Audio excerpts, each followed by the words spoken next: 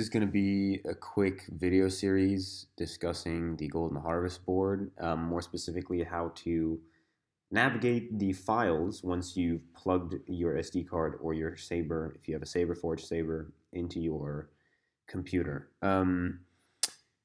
Yeah, so I know that there's quite a few videos out there talking about how to operate the Saber when it's on, like how to navigate the board from the Saber itself. However, there's not too much information about how to do things with the files once they're on your computer, once you've plugged in your SD card. And while there is a great amount of customizability that you can have right off the bat from the board when you get it from the installer or the company that you've purchased it from, I think that oftentimes allows people to sort of like they don't really have a need to open up the files other than to add sound fonts, and they don't really look into customizing it themselves. However, I sort of want to show that this board really has quite a bit of potential. To me, it's really like a mini Profi with the amount of customizability you can do, but it has the ease of a CFX. And so that's what I want to talk about in this video series. Of course, this board will never catch up to the Profi because Profi is open source, so it's literally limitless what you can do with a Profi. But this board is still really, really awesome because it's so user friendly. And yeah, so as I mentioned, you will have a Golden Harvest board if you've purchased the Saberforge Hero tier, or if you have a private install. I think a couple of LGT vendors sell Golden Harvest boards now.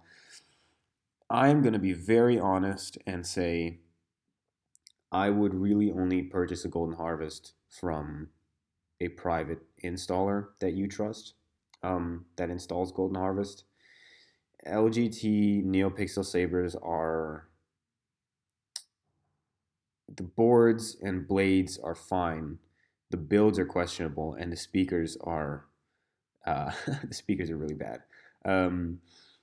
From what I've seen, I've owned LGT Sabers, not the NeoPixel ones. I bought them before they were NeoPixel.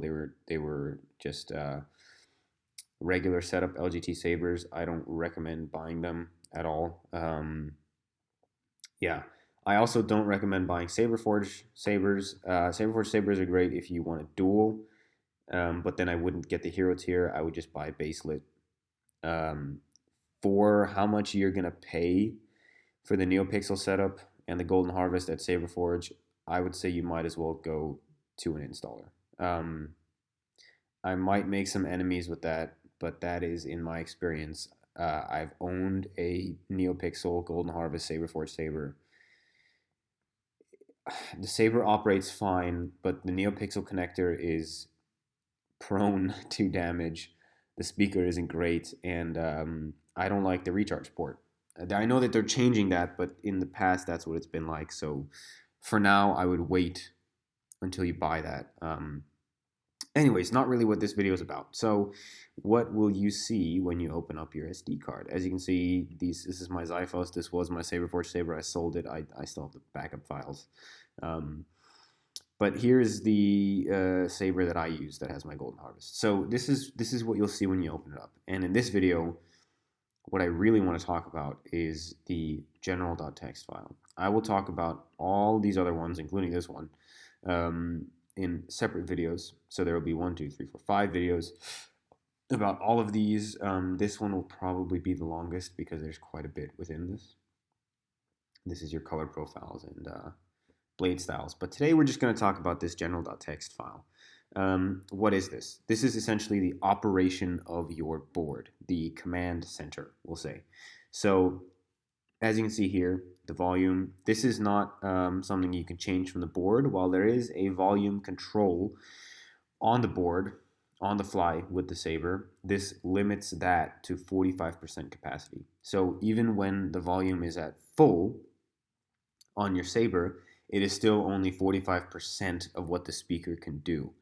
Obviously, you can set this higher. This is not a requirement. I actually set this down. It was at 100%, but I have a my Golden Harvest Saber is installed with a Smuggler's Outpost speaker, a 28 millimeter, and it's disgusting how loud it is. I'm actually kind of afraid to blow it out if I put it above like 65. So I have it at 45, and that's, trust me, that's plenty loud for those speakers. Also because the Phase 4 boards push out like stupid amounts of volume. This is your button off time and your button on time. So just how long you're going to press and hold to retract and turn on the saber. Button short time, that is what it is. These are not entirely relevant. I would leave these alone. Your button mode is, if you have a 1-button setup, it's going to look different. I have an aux and a power button, so mine's on a 2-button setup. But this is where you would change that. This is not something you can change on the fly. This is something you have to change in this file. You have to open it up and change it here. Blade double tap, you can honestly ignore this. Leave it at what it is. Here are your gesture controls. Now these are pretty cool because Golden Harvest has gesture controls and everybody loves those. You can activate these from the saber on the fly, or you can change them here. I don't like twist ignition, so I don't have it activated. I could if I wanted to. I do like twist retraction and swing and stab ignition, so I have those activated. I activate them in this file just so that they are activated. You don't have to because you can change that on the fly. I'm actually going to go ahead and change this because this is a super sensitive setting. I'm going to go bump it up to 10,000. This is essentially how sensitively your saber reacts with the swing ignition. So the threshold for the swing. I've just set it up a bit higher so that it doesn't constantly ignite on me, because I have constant like accidental ignitions, because that 7,500 was pretty low actually. And then this is the same with the twist threshold. You want this relatively low because you don't want to have to like hurt your wrist to turn this thing off. This is also relatively important, the pre-on and post-off. I know people have questions about this. Essentially, this is where you activate whether the board even plays pre-on and post-off effects.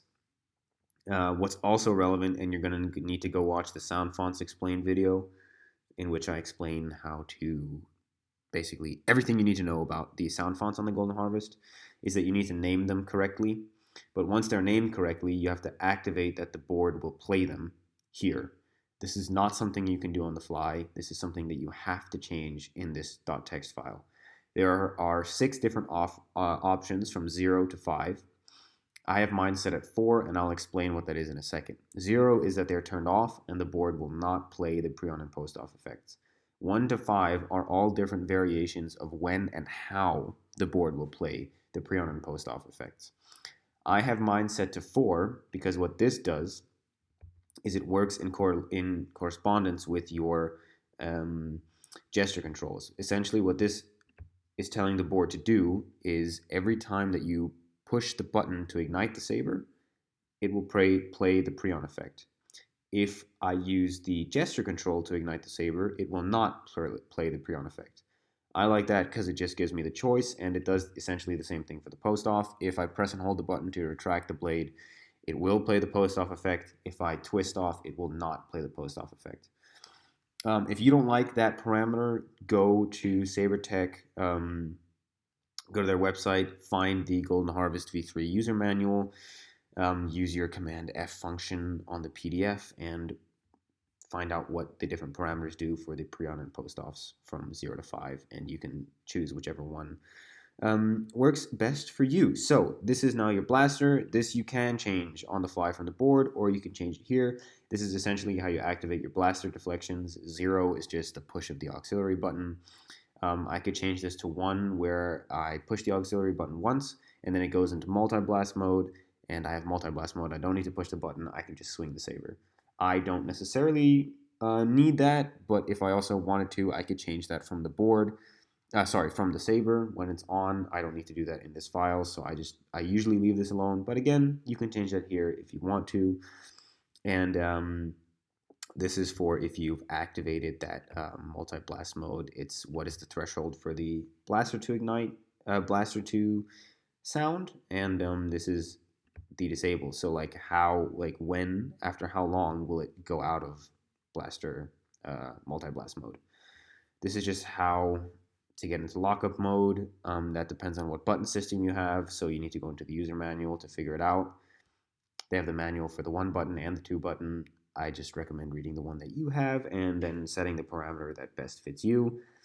This is the exact same for the force push. This is just 1-0 for a 2-button setup. It's just one click of the activation button. So the power button, not the aux. And then again, this is if you have it set to something different for how strong the threshold for the gesture is to activate this effect. This is how to get into the accent menu, how to change your blade styles. This is how to change your color profiles. Again, if you're twisting or tilting to change your color profiles, this is how responsive that is. Effect fonts menu, if you're within this menu, how fast do you have to tilt? Do you tilt? Do you press the button? That's what that changes. And then how fast do you tilt to change those effects? How do you access your sound fonts?